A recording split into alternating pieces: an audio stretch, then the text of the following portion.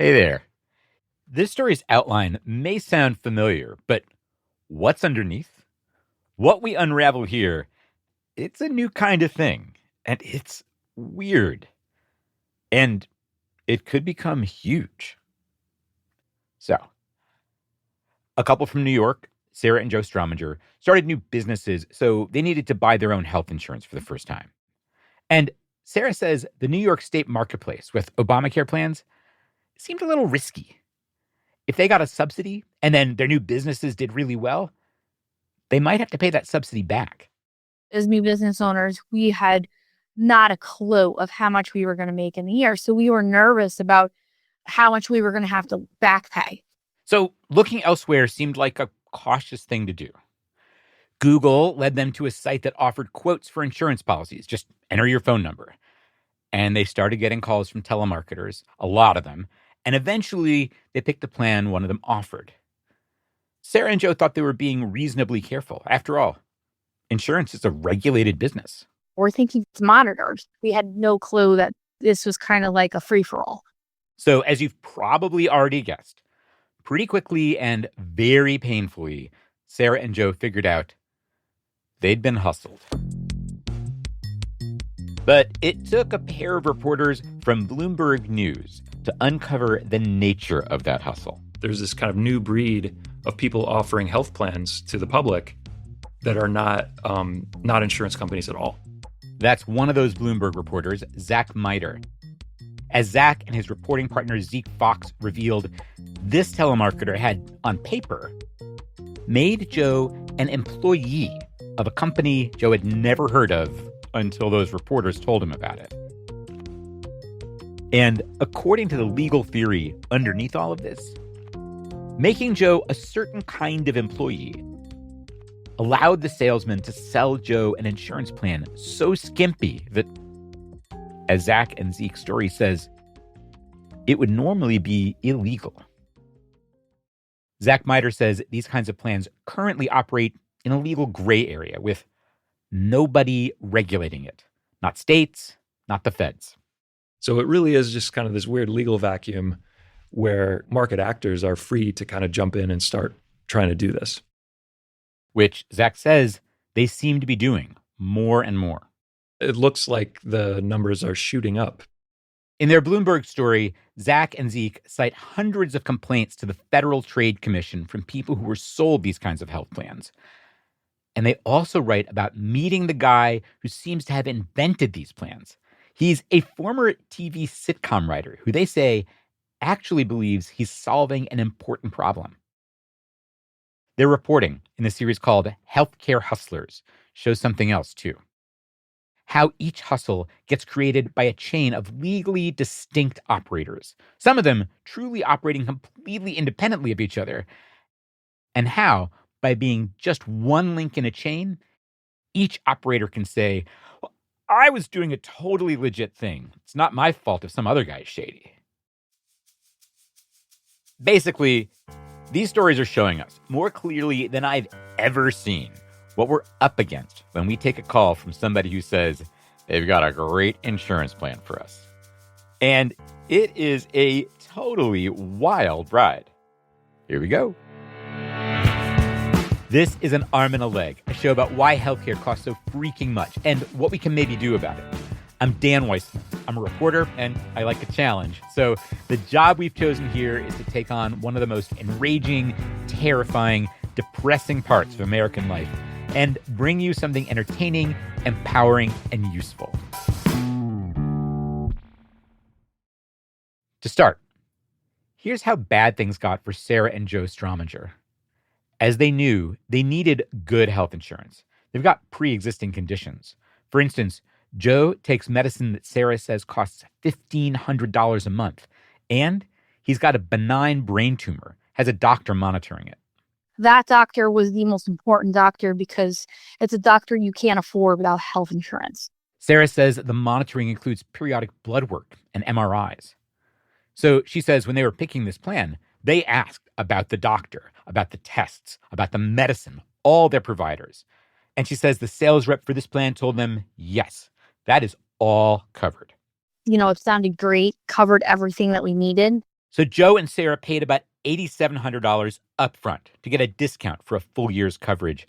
But Sarah says once they tried actually using the plan, things went south. She says their pharmacist told her Joe's medicine wasn't covered, and Joe's doctor said his visits weren't covered either. And she says bills arrived she did not expect. We were getting blood work bills back in the mail for like $4,000 at a pop at a time, $3,000. According to the Bloomberg story, Joe called the company they'd bought the policy from, reached a guy who said upgrading their plan would fix everything. They ultimately paid $20,000 for insurance that still didn't cover what they needed. And Sarah says she thinks they also ended up on the hook for $10,000 to $15,000 in medical bills. Within like 6 months, we stopped going to doctors. They couldn't afford to. We just were like, if we end up in the hospital, we're basically screwed, you know? So he stopped going to all of his doctor's appointments. He stopped taking his medication, and it was bad. Meanwhile, Sarah says they also complained to state regulators about the company that sold them this policy. And the regulators wrote back saying, we've never licensed or approved this entity, so sorry. Sarah was like, wait, what?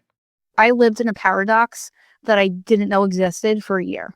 My mind was blown. Yeah, I'm telling you, it is really weird. I've seen this letter. That's what it says. And no, it's not like there's some other state office Sarah was supposed to write to. I mean, I checked. Sarah says she and Joe took legal action against the marketing company, but they haven't recovered any money. She says they paid off all the bills. And she says they signed up for a plan on New York's Obamacare marketplace, which has been covering what they need. But she never understood what the heck had happened, the nature of the hustle, until she sent her story as a tip to Bloomberg News. And Zach Miter got in touch. As it happened, he'd been digging into exactly this kind of hustle, which has, I just have to say, an amazing number of layers and twists. Starting here. When Zach looked at Sarah and Joe's insurance cards, he noticed something that they had missed. The name of a group at the top, like as if this was a group plan, like you'd get from your job. And that was the key to this whole arrangement. That group, Outreach Data Partners Limited Partnership. It's not an insurance company. And as Zach puts it, their legal stance is they haven't sold insurance to Sarah and Joe or anybody else. That is not the relationship. They're claiming they have an employer-employee relationship with the people who buy health plans from them, and therefore all of the state insurance laws don't apply. Now, first, it's actually true that for most people who get benefits from their employer, like 2/3 of people like that, state insurance laws don't apply. Lots of employers operate plans regulated by the Federal Department of Labor, which Zach says is how Outreach Data Partners set up the plans Sarah and Joe bought. All of which was news to Sarah and Joe. They just thought they were buying health insurance. And if they're workers, what was the job supposed to be? Yeah, that's a great question. So there is some work that is supposed to be done. Okay, strap in. Zach says, to start with, in theory, the company gives you a special browser to use on your phone. So the idea is if you want to go do something on the internet, you use this special browser, and they're collecting data about people's browsing habits, which then they can turn around and sell that information to advertisers. So that's the job. By using this browser, you're producing value for the company, you're working for them. Now, Joe and Sarah told Zach they never got any special browser. And, of course, there's another thing they might have expected to get from a job, any job, a paycheck. And here's how Zach says that absence gets explained. These data companies have been described to me as sort of startups, right? And here's where the full name of this company comes into play. Outreach Data Partners Limited Partnership. On paper, Joe and Sarah aren't mere employees. They're limited partners, part owners. But in a company that hasn't started making money yet. Maybe they have a millionth share of the company. And so if the company starts making a lot of money, they will get a check. I don't think Sarah and Joe are holding their breath for a check from Outreach Data Partners. According to the Bloomberg story, the company doesn't have a public-facing website, and LinkedIn doesn't list any employees. But the story also says that in a government filing, the company claims 4,800 workers. Zach and Zeke checked out the company's headquarters. It was Box 371 at a UPS store in an Atlanta strip mall between a dry cleaner and a Vietnamese restaurant. And they found more than a dozen other companies using the same mailbox as their address. Companies with names like Consumer Data Partners. All told, their story says these companies claim more than 30,000 employees. And when Zach and Zeke started calling people connected to those companies, they ended up talking with the guy who seems to have invented what they call this fake jobs healthcare setup. A guy named Bill Bryan. Bill Bryan was a pretty successful sitcom writer in the 80s and 90s. He wrote for Night Court. What's up, Mac? A little case of disturbing the peace at a Star Trek convention, sir. And Coach. I didn't lose the game. Team lost the game. I didn't. And he wrote for a bunch of others. And then he does some real estate deals. He gets involved in some other investments. He ends up being a fairly wealthy guy and looking for new things to invest in, comes across the idea of doing something with health plans. Zach says the idea was this.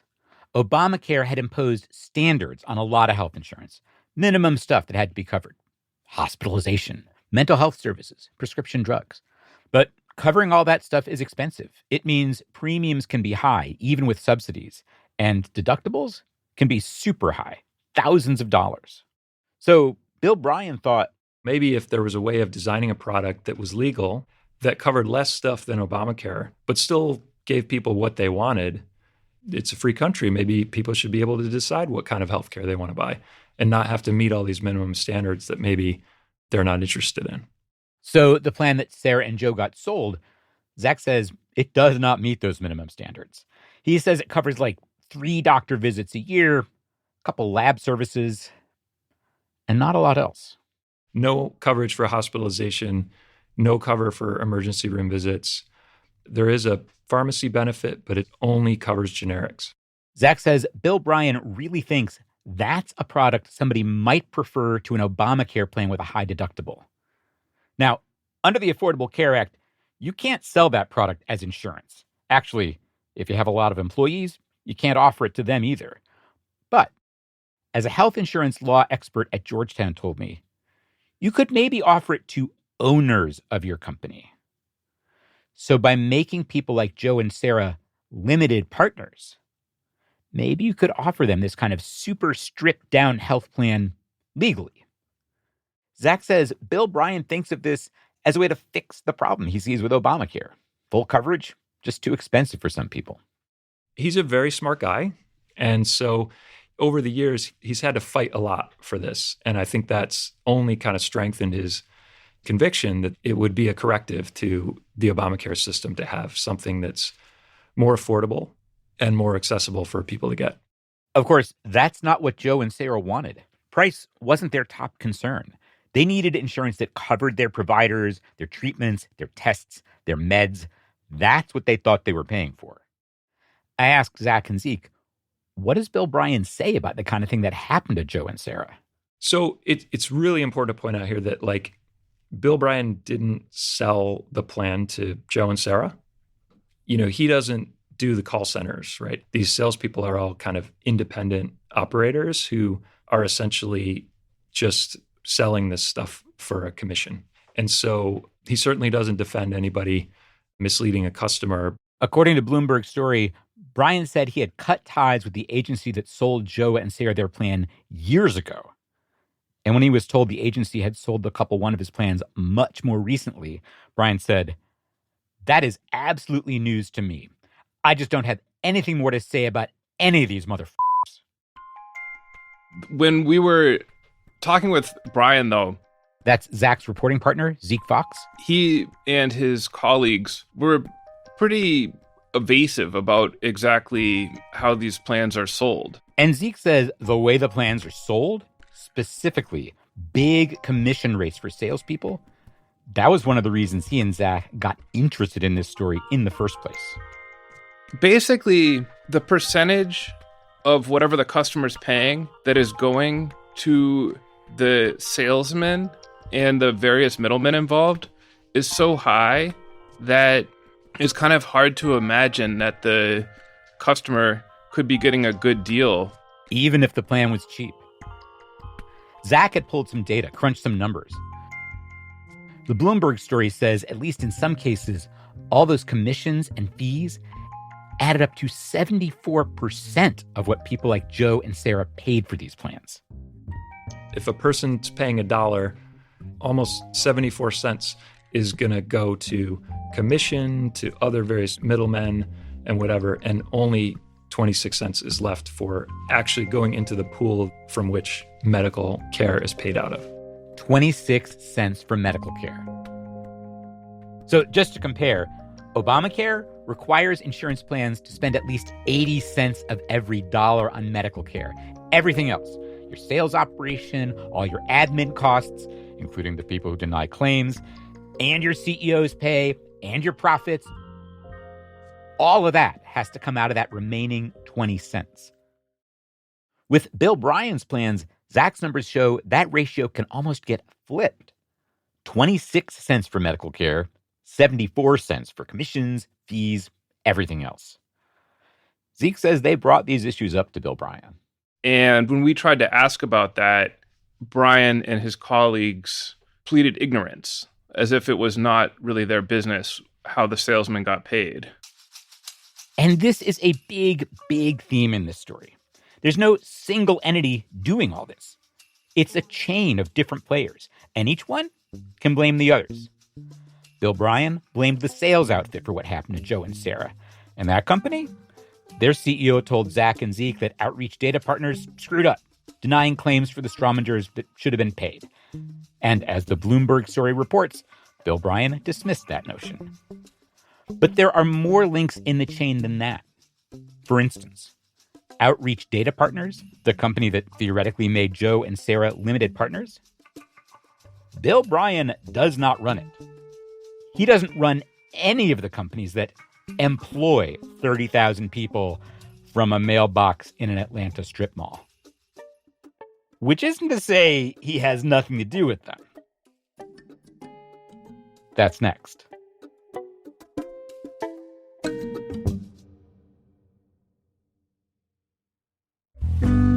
This episode of An Arm and a Leg is produced in partnership with KFF Health News. That's a nonprofit newsroom covering health issues in America. Their journalists do amazing work. We're honored to be their colleagues.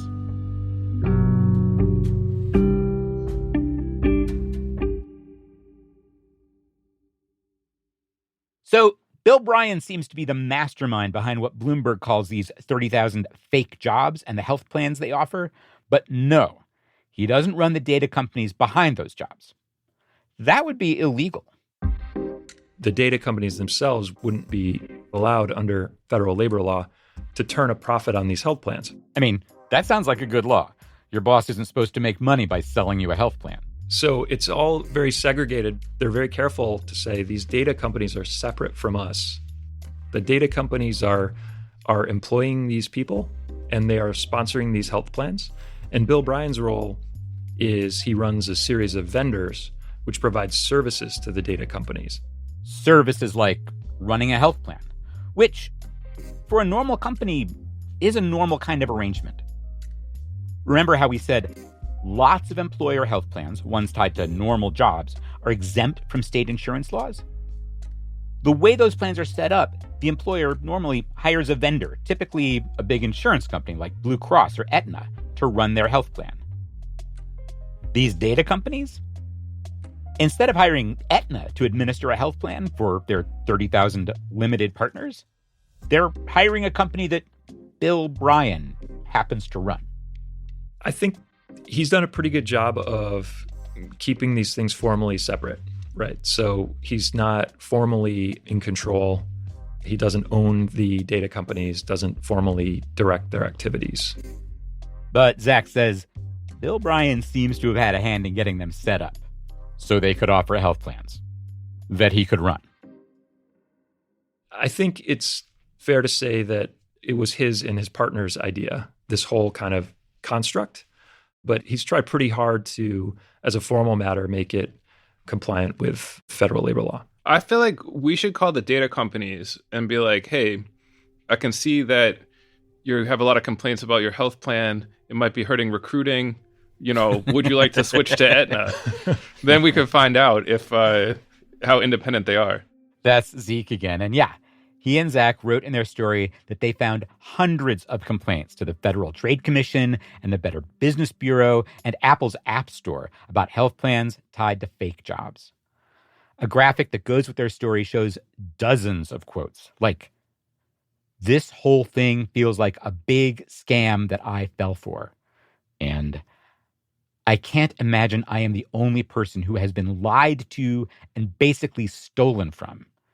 And "Stay away at all costs."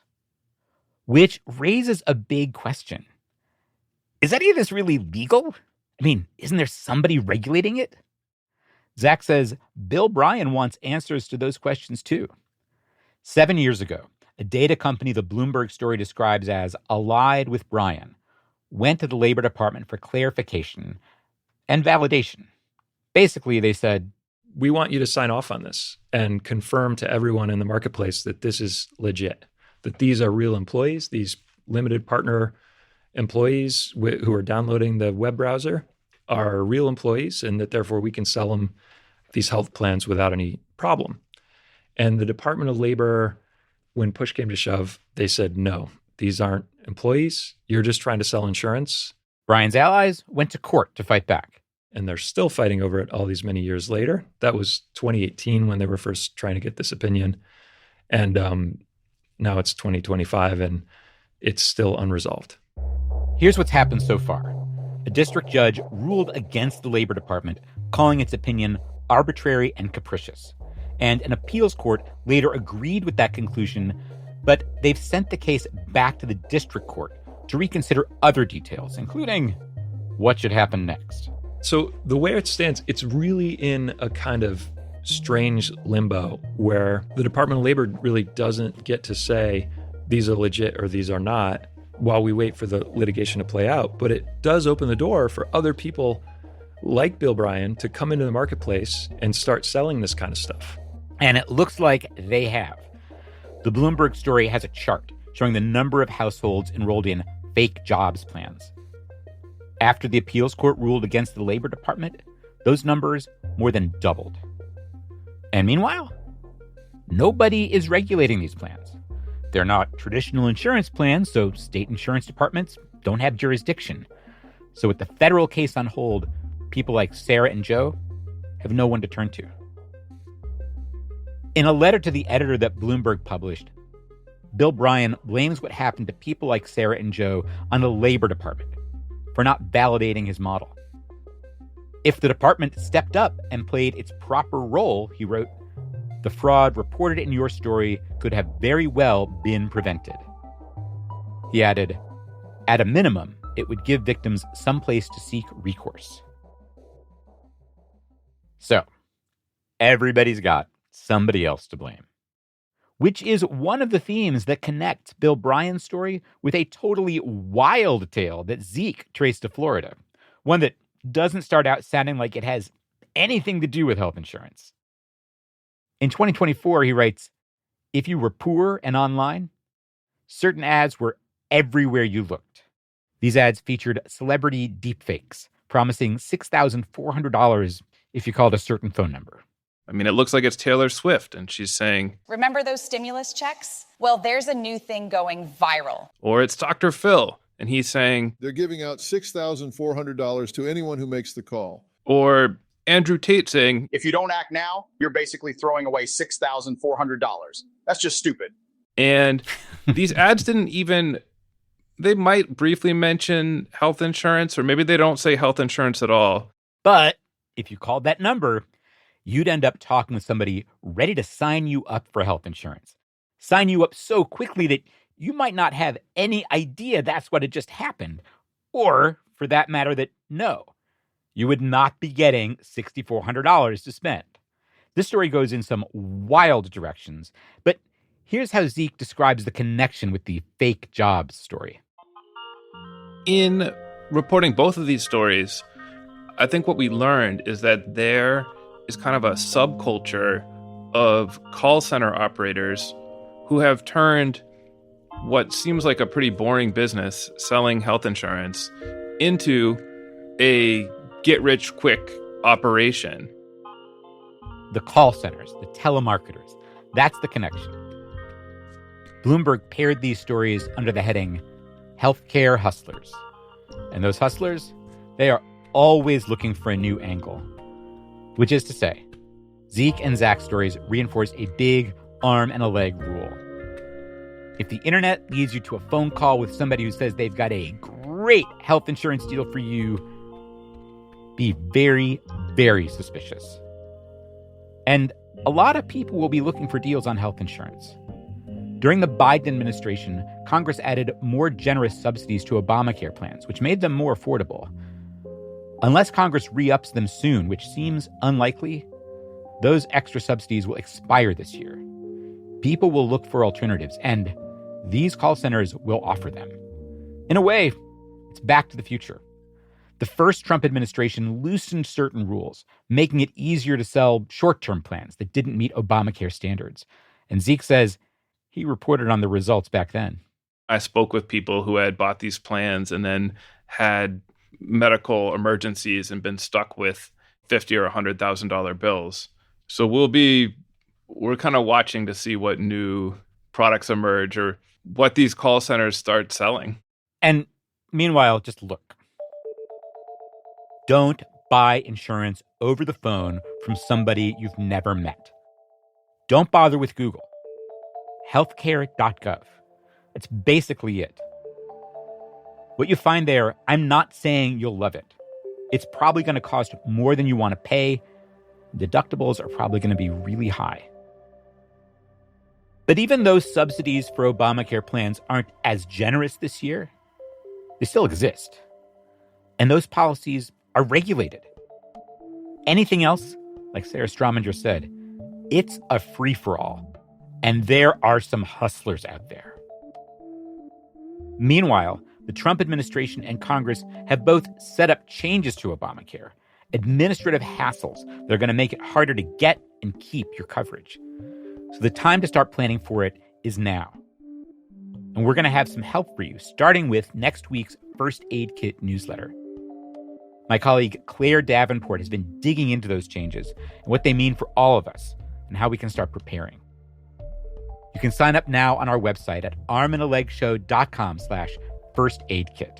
And by the way, we just launched a new version of our website with a brand new feature, Starter Packs.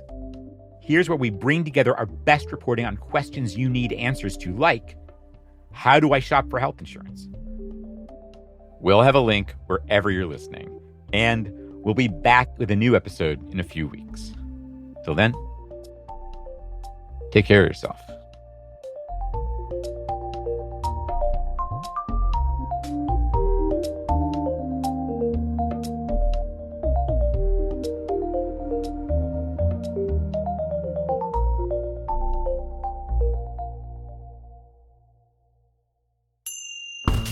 This episode of An Arm and a Leg was produced by Emily Pisacreta and me, Dan Weissman, with help from Lauren Gould, and it was edited by Ellen Weiss.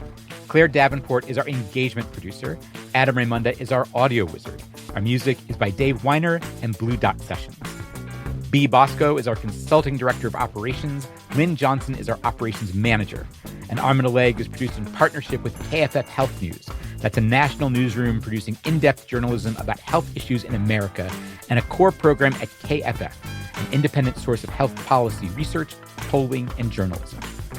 Zach Dyer is senior audio producer at KFF Health News. He's the editorial liaison to this show. And Arm and a Leg is distributed by KUOW, Seattle's NPR station. And thanks to the Institute for Nonprofit News for serving as our fiscal sponsor. They allow us to accept tax-exempt donations. You can learn more about INN at inn.org. Finally, thank you to everybody who supports this show financially. You can join in anytime at armandalegshow.com/support. Thanks, and thanks for listening.